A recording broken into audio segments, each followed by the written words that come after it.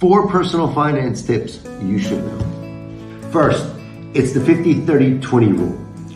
50% of your income should always go into your obligations, your monthly fixed costs, we call it, okay? 30% of your income you are welcome to use it in your disposable income, whether it's on luxury goods, whether it's on clothing, whether it's going out and entertainment. But more importantly, 20% of your income should always be saved on a month-to-month basis. 2, always pay off the smaller debts.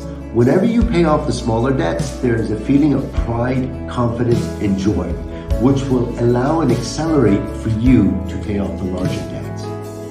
3, automated savings. It's important that you deposit 20% of your income into a saving account consistently every month.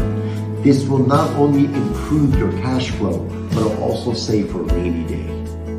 And finally, number 4, do not put your money in the bank where it's not generating any form of revenue for you or a return. Put your money in something safe, whether it's a treasury bond, whether it's a stock market, whatever it is that is considered to be safe. If there is a massive dip in the market, at least your money does not go away. It still stays, but in a steady format and considered as a second form of a revenue.